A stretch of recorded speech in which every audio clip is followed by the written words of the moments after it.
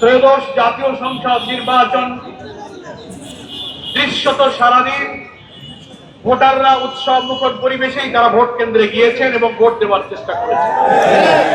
সেটার জন্য আমরা ধন্যবাদ জানিয়েছি নির্বাচন কমিশন এবং তৎকালীন অন্তর্বর্তীকালীন সরকারকে। কিন্তু দুঃখ, বেদনা এবং রহস্যের জন্ম দিয়েছে ভোট গ্রহণ পর্ব শেষ হওয়ার পর যখন ভোট গণনা, রেজাল্ট শিট তৈরি করা, ফলাফল ঘোষণা, প্রতিটি পর্বে পর্বে ইলেকশনের ইঞ্জিনিয়ারিং করা হয়েছে। অতীতের নির্বাচনের চেয়ে এবারের নির্বাচনের ইঞ্জিনিয়ারিং এবং কারচুপির ধরনটাই ছিল একদম আলাদা। ওনারা ভেবেছিলেন জনগণ, ভোটাররা হয়তো বুঝতে পারবে না, ভোটাররা তো ভোট কেন্দ্রে গেল, ভোট তো দিল, কিন্তু কামটা কখন সারা যায়। দক্ষ ইঞ্জিনিয়াররা সেই ইঞ্জিনিয়ারিংটা ঠিক মতোই করেছে।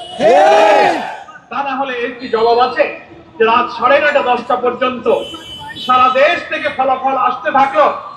11 দলীয় ঐক্যে জামাত ইসলামী সহ সারা দেশ থেকে একের পর এক 9:30 10টা পর্যন্ত বিভিন্ন আসনে বিপুল বিজয়ের খবর যখন আসতে থাকলো, মানুষ জন আকাঙ্ক্ষা হিসেবে অপেক্ষা করছিল সংখ্যাগরিষ্ঠ আসনে 11 দলীয় ঐক্য জামাত ইসলামী বিজয়ী হয়ে সরকার গঠনের মতো সংখ্যাগরিষ্ঠতা ইনশাআল্লাহ লাভ করবে। সেখানেই রাত 10টার দিকে, 9:30 10টার দিকে নির্বাচনী ফলাফল ঘোষণার সব সম্প্রচার বন্ধ করে দেওয়া হলো। বন্ধ করা হলো কেন? দীর্ঘ সময় বন্ধ করে দিয়ে এর মাঝখানে কি ইঞ্জিনিয়ারিং, কি রহস্য তৈরি করা হয়েছে, আর জামাত ইসলামী 11 দলীয় ঐক্যের বিজয়ের খবর আর আসে না। সব অল্প অল্প ভোটের ব্যবধানে তাদেরকে পরাজিত দেখানো হতে লাগলো। কালার এক্সপার্ট, জর্জ স্যাপ এবং মাইল্ড অন হ্যান্ডস টেকনোলজি সমৃদ্ধ অরিক্স ক্রিস্টাল ওয়াশ আপনার লন্ড্রি এক্সপার্ট। সাংবাদিকরা প্রশ্ন করেছিলেন আমাদের আমিনে জামাত, আজকে জাতীয় সংসদের বিরোধী দলীয় নেতা ডাক্তার শফিকুর রহমান এমপির কাছে যে আপনারা যে ইলেকশন ইঞ্জিনিয়ারিং এর কথা বলেন, কারা ইঞ্জিনিয়ারিং করেছিল? আমিনে জামাত জবাব দিয়েছিলেন বিদেশি সাংবাদিককে। সরাসরি প্রমাণ ছাড়া তো তার জবাব দেওয়া কঠিন।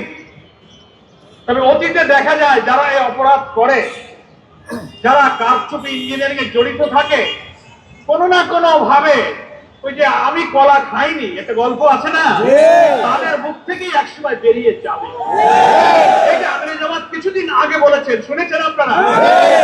আলহামদুলিল্লাহ একজন রাজসাক্ষীর বক্তব্যে সোশ্যাল মিডিয়াতে এসে গেছে। জামাত ইসলামীকে শুধু দায়ী করলে হবে না, সব জনগণ আপনার বক্তব্যে। রিজওয়ানা হাসান, সম্মানের সাথে আপনাকে বলতে চাই, আপনি কি সাবেক অন্তর্বর্তীকালীন সরকারের উপদেষ্টা ছিলেন, আপনি আপনার বক্তব্যের অডিওটা, ভিডিওটা আপনি বারবার দেখুন। আপনি কি বলেছেন? আপনি তার প্রতিবাদ এবং চারিদিকে যখন বিক্ষুব্ধ সমালোচনা, অভিযোগ, তদন্তের দাবি উঠল, আপনি সেটাকে ব্যাখ্যা দিতে চেষ্টা করেছেন সোশ্যাল মিডিয়াতে যে না, আমি এটা কোনো রাজনৈতিক দলকে মিন করিনি, আমি উগ্রবাদদেরকে মিন করি। আপনার কথাই আপনি আবার ধরা পড়ে যাচ্ছেন। আপনি আবার সাংবাদিকের প্রশ্নের জবাবে প্রশ্ন করা হচ্ছে নারী অধিকার, নারীর ক্ষমতায়, নারীর মর্যাদার প্রশ্নে যখন আপনি উত্তর দিচ্ছেন, সাংবাদিক বলছে তাদের একটা অংশ তো বিরোধী দলে আছে। বিরোধী দল শব্দটা উনি উল্লেখ করেছেন। আপনি বলছেন বিরোধী দলে যদি তারা থেকেও থাকে তাদেরকে আমরা মেইন স্ট্রিমে আসতে দেই। What do you mean by this type of comment? বিরোধী দল তো উগ্রবাদীদের মধ্যে নাই, কি বলেন? কোন উগ্রবাদী চরমপন্থীরা পার্লামেন্টে নাই। যারা রাজনৈতিক দল হিসেবে নির্বাচনে অংশ নিতে সকলেই নির্বাচন কমিশনের নিবন্ধিত রাজনৈতিক দল। ইসলাম কোন উগ্রবাদ, কোন চরমপন্থাকে সমর্থন করে না। আপনি সাক্ষাৎকারে মিন করতে চেয়েছেন ইসলামী রাজনীতি যারা করে, নারীর ক্ষমতার মর্যাদার ব্যাপারে আপনি তাদেরকে দোষী করতে চেয়েছেন যে তারা সে অধিকার চায় না। না, আপনারা নারীবাদী হওয়ার দাবি করে যা বলেন তার যে হাজারো লক্ষ গুণ নারীর মর্যাদা ইসলাম দিয়েছে।